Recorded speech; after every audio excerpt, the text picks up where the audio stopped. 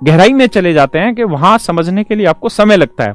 आपके पास दो ही विकल्प हैं वहां, आप या तो छोड़ के भाग जाइए, छोड़ के जाएंगे आप सुशील सिंह राजपूत बनेंगे और ये जो IRS टाइप है ऐसे बनेंगे, और दूसरा है आप लड़िए। लड़ते रहेंगे ना तो एक दिन आप चाहे बेचते बेचते आप देश के प्रधानमंत्री बन जाएंगे। मोदी जी में और राहुल जी में आज मेरे हिसाब से केवल और केवल एक ही डिफरेंस है, उन्होंने जीरो से शुरुआत की, हर स्टेप पे लड़ना सीखा, हर स्टेप पे धीरे धीरे काटते गए, बढ़ते काटने का मतलब एक कंपटीशन है, हर सोशल लाइफ में कंपटीशन है। उस कंपटीशन को धीरे धीरे क्रैक करते गए, चलते गए, आगे बढ़ते चले गए। राहुल गांधी के साथ क्या हुआ कि उन्हें कंपटीशन मिला ही नहीं, वो पहले दिन से ही बाप बन के बैठा दिया गया। जब आदमी को आप पहले दिन से बाप बन के बैठा देंगे ना तो उसको नीचे का सफर पता ही नहीं है। हमारे बड़े बुजुर्ग क्यों कहते हैं कि भाई धीरे धीरे चल, एक एक सीढ़ी चल, बहुत छलांग मत मार, वरना गिरेगा बहुत गंदे तरीके से, और गिरेगा तो उठ नहीं पाएगा। क्योंकि अगर तू एक एक सीढ़ी चल रहा है ना और गिरा तो तुझे पता है कि उठाना कैसे, उठ जाएगा। लेकिन अगर तू ऊपर से ऊपर गया डायरेक्ट, दिक्कत आएगी। तो मेरे भाई यही मैं आपको कह रहा हूं कि कभी भी अपने एटीट्यूड को खराब मत होने दीजिए, लाइफ के प्रति पॉजिटिव रहिए। आप नेगेटिव कम से कम सोचिए।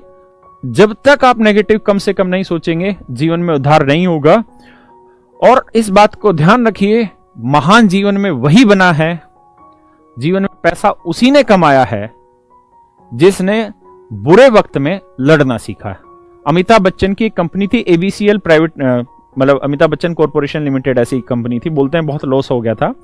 और इसने इवेंट मैनेजमेंट तक का काम किया, यानी स्टेज शो जो होते हैं इनको भी मैनेज कर करके इसने बहुत मुश्किल दौर से बाहर आया था। अभिषेक बच्चन को वो दौर नहीं पता है, हाँ या ना, इसीलिए उसको कामयाबी नहीं मिल पा रही है।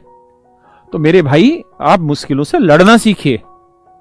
अगर आप, एक बच्चा कह रहा है ऋतिक रोशन, गगन, भाई ऋतिक रोशन तुझे पता है कौन है?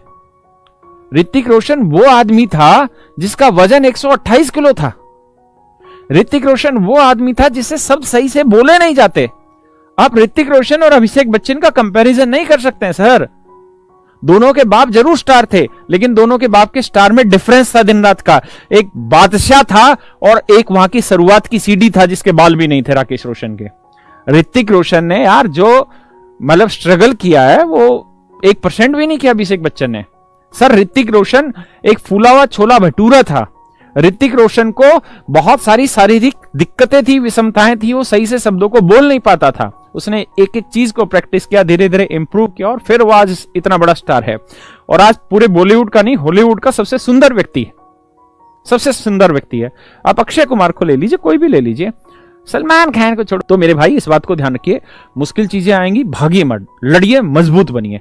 आप जीतेंगे, 100% जीतेंगे, मैं आपके साथ हूं, ठीक है, लेकिन पॉजिटिव रहिए, ठीक है। चलिए मेरे प्यारे बच्चों, आप सभी को नमस्कार।